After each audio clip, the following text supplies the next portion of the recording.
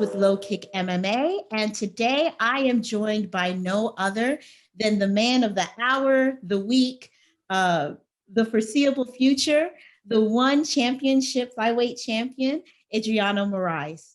Adriano, Uh, thank you so much for joining us today. Thank you very much for the opportunity to talk about my career, my last fight, and everything. Thank you guys from LowKick MMA. No problem. And we have so much to discuss. So I want to start with one of the most obvious questions I think that everybody wants to know right now. After your spectacular finish of the legend, Demetrious Mighty Mouse Johnson, things have to change. What has changed in your life since the victory? I think nothing changed at all. Like, of course, it's a big win from my life. I think it's just gonna change for my career, because I just add a big win inside of my career, my record. So, but inside my life, I love my lifestyle. I'm a simple guy. I like it to be inside the gym, helping my teammates and training hard. Of course, you have more open eyes for another things in life, of course, and excited to learn what the life gonna bring to me with this big win. And I hope to enjoy every opportunity to come and appear in my life. Absolutely. And I think we'll dive into that a little bit more in just a bit.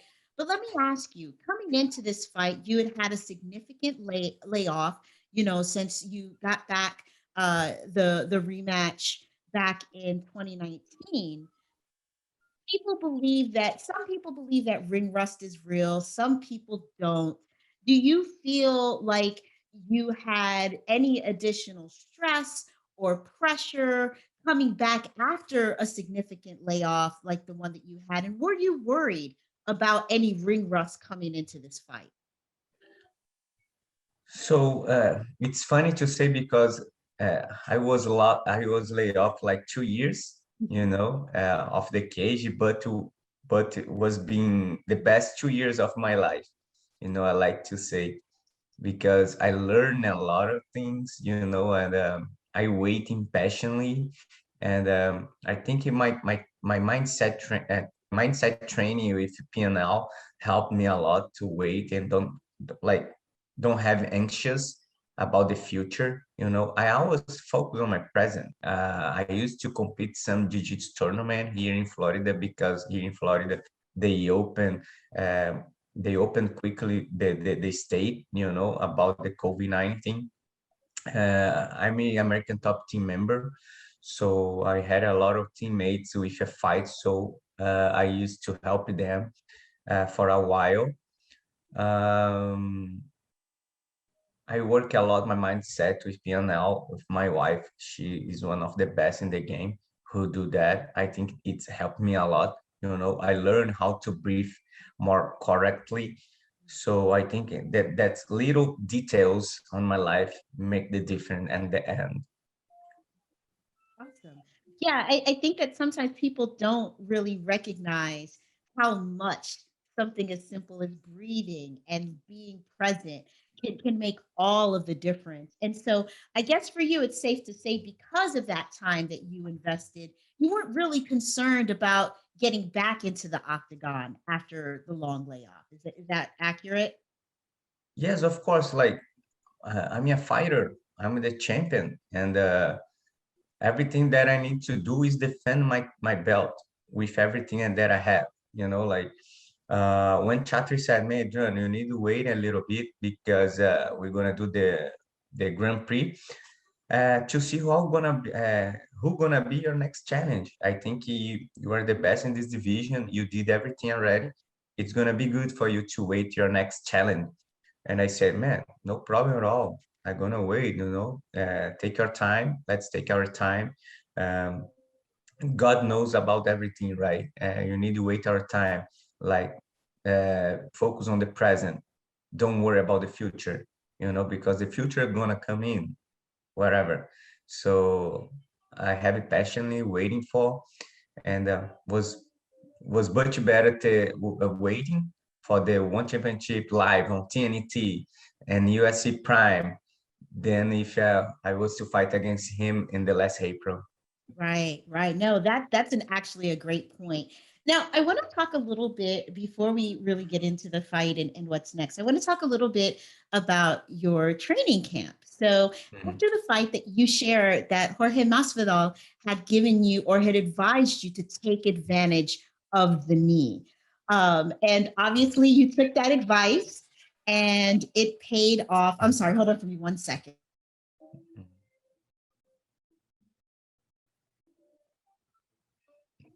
Sorry about that. So obviously you took the advice, it paid off. Was there any other advice that Masvidal gave you going into this fight while you were preparing? Um, uh, was nice because Masvidal is all the time in the gym. My teammates saw me every single day inside the gym these 2 years. So they always talk to me, Adrian, you are a hard worker, man. I think great things are coming to you, brother. Please keep it training, keep it focused. And one day I was spoken with Masvidal, and he told me, Adriano, uh, the knee can change lives. Like he's mean like his last fight against Ben Askren. Mhm. And I say, oh man, was beautiful your knee, you know. I hope I can put a good knee in my fight also. Hey, you will, man, you will. You're a monster. And I say, oh man, thank you very much. And we always train together, you know.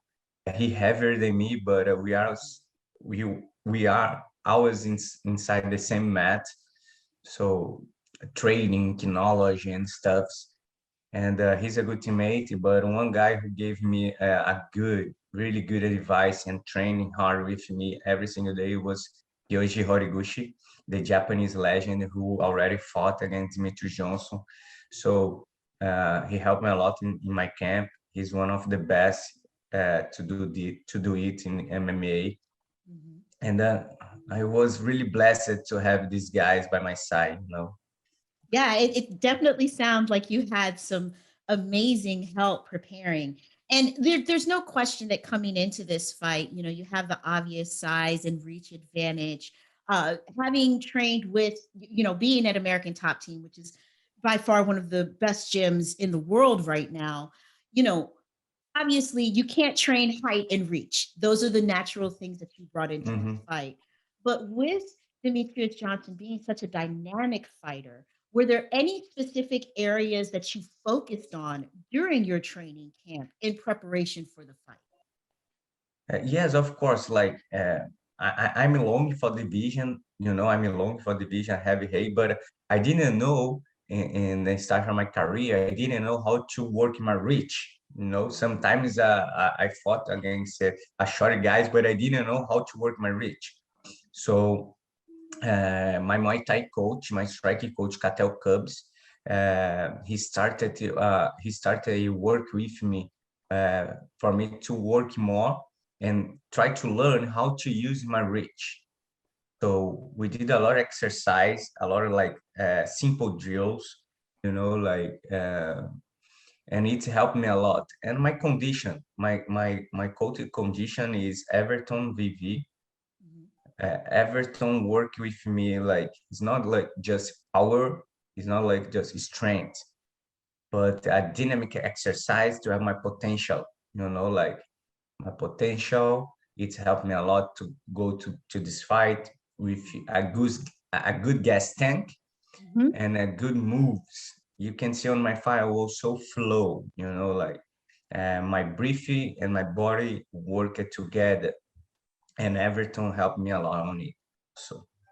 Absolutely. Yeah. I mean, obviously, the work was put in, the proof was in the result. But let's talk a little bit about the result. So, the fight ending sequence included a knee, a devastating knee, a life changing knee, as you alluded to earlier, that allowed in that sequence for the fight to end. Less than a month ago, we had a similar knee, but in the UFC, where the rules do not allow for the kneeing of a ground opponent, and you know Peter Yan ended up losing his belt. So within both the media and the fan base, there's a lot of back and forth Mhm. about the knee rule. And I was just wondering what your take was on the rule. Do you think it's a rule that or do you think that it's something that should be allowed in all of MMA? Do you think that maybe it shouldn't be allowed? Just what's your take on the knee for towards a ground opponent? I think independent the rule set, this is always gonna have back and forth. Independent the rules they like more, like always gonna have a back and forth. I think it's two different organizations. They have their rules set since the beginning. So one championship have their rules set. UFC have the rules set. Bellator have the rules set. PFL on PFL you cannot use your elbows. You know what I'm saying? So rising championship you can have a soccer kick, but you cannot like use your elbows. Mhm. So it's the different organization. For me, I don't care. Like I need the entering the rule set. If it's allowed, I gonna train with it also, because MMA is like that. You need to go to the fight with a lot of weapons. I don't have just one. I don't go with just my jiu-jitsu. I don't go with just Muay Thai. It's MMA. It's everything included. You need to know how to use. You need to put the rules by your side, man. If it can allow it, I'm gonna use. It's not like a rule is for against you. So I think the fighters need to know that, need to pay attention the rule set and go forward and do it. If it's allowed, you can do it. If not, you cannot do it. Like I think Patrian had a mistake, Mhm. and he paid it for it. Absolutely. So now that we've got the knee out the way, let's Mhm. talk about the future. To your point, the fact that you decided to wait for the Grand Prix, that the fight aired, in front of a much larger audience now that it's on TNT here in the States, means that there were many eyes on you that may not have known about you prior to this fight. What's immediately next? Do you anticipate wanting to give DJ the rematch sooner rather than later? Or are you ready to maybe move on, from that fight? Um, right now, I'm waiting for the answer for the company. We have some issues to resolve because it was my last fight from my contract. Let's see what's gonna happen. Maybe you can do a rematch, Moraes versus Johnson too. I have it. I haven't. I'm looking for also a trilogy match against Kairat Kimetov. He's a Kazakhstan guy, really tough in the flyweight division in one championship. We have also a Japanese prospect, young gun, Yuya Wakamatsu, who coming with power. Like he did a lot of good job in the last his fights. So I have a big target on my back. I just need Yes, you like do. rest a little bit, come back to the gym, and wait to what the future have for me. Okay. Now, I'm not going to let you off the hook that easy, right? I'm going to push a little harder here. So, the two fighters that you just mentioned, especially Wakamatsu, you have not faced him yet. But if you were to stay with one championship, you could find yourself pretty much having run through the top 5 before the end of the year.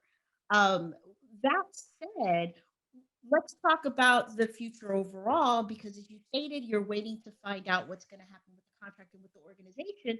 But after that performance, I can see some other organizations coming and knocking at your door. Would you be interested in moving on, to the UFC or to Bellator if they were to reach out to you, during this time period in which you're still in negotiations on your contract?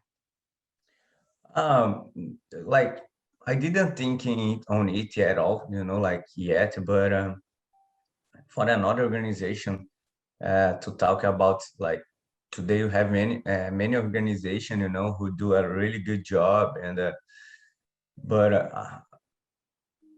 I wish the PFL opened the bantamweight division or flyweight division. You can run away for the $1 million. It's nice, Oh, right? right. Who doesn't want $1 million, right? Yes, I think this kind of sport is getting more interesting, for us fighter. And I like the PFL style, like it's different, it's like dynamic, it's really competitive, and I think why not? Maybe they're gonna open the division, and it's good, right? No, that would be fantastic. In lieu of them opening the division, though, pie in the sky across organizations, there's no question at this point after this performance that you have to be considered one of the best pound for pound flyweights in the world. If you could call out anybody from any organization that you would be interested in meeting inside of a cage, who would it be? Um, Henry Cejudo, uh, he's off, right? And Cejudo, he's off. Uh, Figueiredo gonna be a good fight, in the flyweight division. Aljamain Sterling, I would like to punch him in the face also. Uh, I think these two guys gonna be good, the in the division. Like you have the Bellator champion Puella, the 135 champion. Gonna be good. Because all of these fights sound good, but I heard what you just said. You would like to punch Aljamain Sterling in the face. Is there something there? Something that you want to share with us about like why you may have a personal enjoyment if that were to be something that came into your future? No, I don't have nothing against him. I just like I think it would be a good match. I like to challenge myself. I don't worry about what they think, but I think it would be a good one. Like he have a good reach. Also, he's heavy for a bantamweight division. He's tough. You know, he have any good wins against my teammates. I think I think this would be a good one. Absolutely. And so, we've kind of talked about a lot of hypotheticals here because it's always fun. But, getting kind of back down to business, what are your goals for the rest of 2021? How many more fights do you want to have this year? Are there any milestones that you want to check off before the year ends? Look, I went right now to Singapore, and the travel, the stuffs, because COVID-19 is a little bit hard. I really need to have my mindset, everything connected to don't get crazy, because was a little bit crazy. The world's getting crazy because this time in the COVID-19. So I wish to do, if it's still happening in the world, I wish to do just one more fight, like because to go there, I did like 6 COVID-19 exam and stuff, and Wow. I need to wait a long time in the airport and stuff to wait in the exams, get ready, and we go to fight, and like no public at all and stuff. Like was amazing, really good, but I think I just gonna do one more fight. I think because if I wish I had 4 fight, 5 fight, I cannot do it, because the time is hard to travel and come back, travel, come back. I can do that, but the world is not ready yet for it. So I think one more fight um, around September, August, maybe.